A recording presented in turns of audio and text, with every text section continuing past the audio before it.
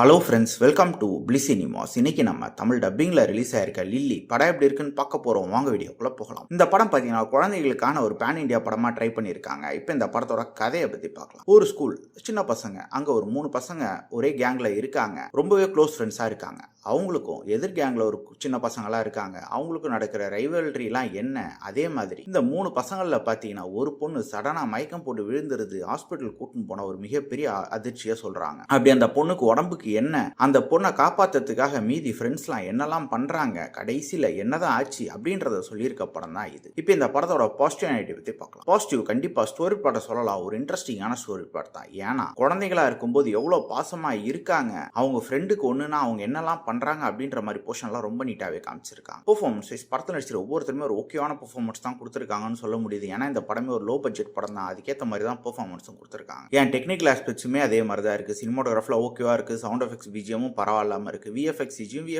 தெரியுற அளவு தான் இருக்கு. படத்துல இவங்க காமிச்சிருக்க குட்டி பசங்களுக்கு நடுவில் இருக்க பாசமா இருக்கட்டும், ஃப்ரெண்ட்ஷிப்பா இருக்கட்டும், எல்லாத்தையுமே ரொம்ப நீட்டாவே காமிச்சிருக்காங்க. ஸ்கூல்ல பசங்க என்னெல்லாம் பண்ணுவாங்க, அவங்க ஃபேமிலி பேக்ரவுண்ட் எப்படி இருக்கு, அதையும் தாண்டி அவங்கள படிக்க வைக்கிறதுக்கு என்னெல்லாம் பண்றாங்க, இந்த மாதிரி சடனா ஹெல்த் இஷ்யூஸ் ஒன்று வரும்போது ஒரு ஃபேமிலி எவ்வளவு கஷ்டப்படுது, ஃப்ரெண்ட்ஸ் எவ்வளவு கஷ்டப்படுது அப்படின்னு ரொம்ப நீட்டாவே காமிச்சிருக்காங்க. ஸ்கிரீன் பிளேஸ் பார்க்கும்போது ஓரளவு தான் ஓகேவா இருக்கு. ஏன்னா இது ஒரு பிரெடிக்டபிளான ஸ்டோரி பிளாட் தான். இருந்தாலுமே இவங்க பெருசா எந்த ஹை மூவ்மெண்ட்டுமே வைக்காம ஒரு நார்மலான டெம்ப்ளேட்டான ஸ்கிரீன் பிளே தான் எழுதி எடுத்திருக்காங்க. இந்த படத்தோட மிகப்பெரிய நெகட்டிவாவே இருக்கு. மொத்தத்தில் பார்த்தீங்கன்னா இது ஒரு பிளேவரேஜான படமா தான் இருக்கு. வேணும்னா ட்ரை பண்ணி பாருங்க. இந்த படத்துக்கு IMDbல பார்த்தீங்கன்னா 9.5 கொடுத்துருக்காங்க. ஆனா 292 பேர் தான் ஓட் போட்டிருக்காங்க. இந்த படத்துக்கு நம்மளோட ரேட்டிங் கேட்டீங்கன்னா ஒரு 4 மார்க் கொடுக்கலாம். இன்னொரு வீடியோல சந்திக்கலாம். தேங்க்யூ.